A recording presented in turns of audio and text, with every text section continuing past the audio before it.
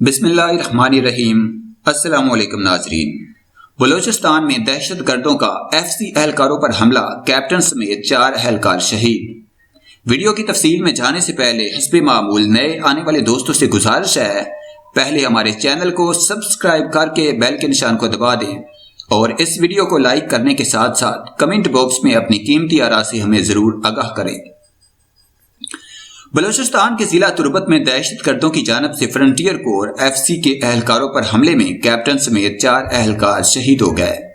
پاک فوج کے شعبہ تعلقات عامہ ISPR کی جانب سے جاری ہونے والے بیان کے مطابق بلوچستان کے علاقے تربت میں FCC اہلکار کامبنگ اور سرچ آپریشن میں مصروف تھے جب ان پر حملہ کیا گیا۔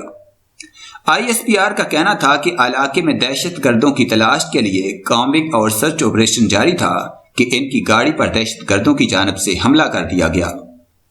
دہشت گردوں کی اس مذموم کارروائی کے دوران ایک کیپٹن سمیت 3 سپاہی شہید ہو گئے۔ پاک فوج کے شعبہ تعلقات عامہ کے مطابق شہداء میں کیپٹن عاقب، سپاہی نادر، عاطف الطاف اور حفیظ اللہ شامل ہیں۔ ISPR کی جانب سے یہ بھی بتایا گیا کہ FCC بلوچستان کا حساب اور تربت کے علاقے میں سرچ اور کامبنگ آپریشن جاری تھا کہ علاقے میں چھپے ہوئے دہشت گردوں نے ان پر حملہ کر دیا۔ پاک فوج کے ترجمان میجر جنرل آصف غفور نے سرحد پار سے دہشت گردوں کے حملے کی شدید الفاظ میں مذمت کرتے ہوئے اہلکاروں کی شہادت کو امن کی راہ میں بڑی قربانی قرار دیا۔ ان کا کہنا تھا کہ قبائلی اضلاع میں امن قائم کیا جا چکا ہے، اب یہاں سرحد کو محفوظ بنانے کے لیے کوششیں جاری ہیں۔ ڈائریکٹر جنرل DG ISPR کا یہ بھی کہنا تھا کہ دشمن قوتیں بلوچستان کو غیر مستحکم کرنے کی کوششیں کر رہی ہے۔ خیال رہے کہ 6 جون کو صوبہ بلوچستان کے ضلع ہرنائی میں دہشت گردوں کے حملے میں پٹرولنگ پر مامور 2 سیکیورٹی اہلکار شہید ہو گئے تھے۔ یاد رہے کہ رواں برس مئی میں صوبہ بلوچستان کے ساحلی علاقے گوادر میں 5 اسٹار ہوٹل پرل کانٹیننٹل پر دہشت گردوں کے حملے کے نتیجے میں نیوی کا ایک اہلکار اور 4 سیکیورٹی گارڈ شہید جبکہ 6 افراد زخمی ہو گئے تھے۔ تاہم سیکیورٹی فورسز کی بروقت کارروائی میں 3 دہشت گرد مارے گئے تھے۔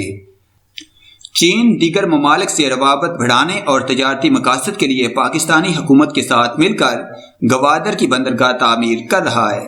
اس مقصد کے لیے وہ 2015 عیسوی میں پاک چین اقتصادی راہداری PAK کے نام سے سامنے آنے والے میگا منصوبے کے تحت پاکستان میں تقریباً $50 ارب کی سرمایہ کاری بھی کر رہا ہے۔ اس منصوبے کے تحت چین کے دور دراز مغربی صوبے سنکیاک کو بلوچستان میں گوادر کی بندرگاہ سے جوڑا جائے گا، جبکہ اس میں انفراسٹرکچر، توانائی اور ٹرانسپورٹ کے متعدد منصوبے بھی شامل ہیں۔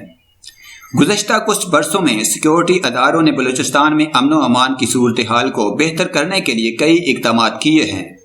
اس حوالے سے صوبائی حکومت متعدد مرتبہ یہ کہہ چکی ہے کہ بھارت کی خفیہ ایجنسی افغانستان کی خفیہ ایجنسی NDS کے ساتھ مل کر پاکستان کو غیر مستحکم کرنے کی سرگرمیوں میں ملوث ہے۔ اس طرح ملک میں ہونے والے مجموعی حملوں میں سے 61% حملے بلوچستان میں ہوئے، جبکہ اموات کی تعداد پورے ملک کے مقابلے میں 59% رہی۔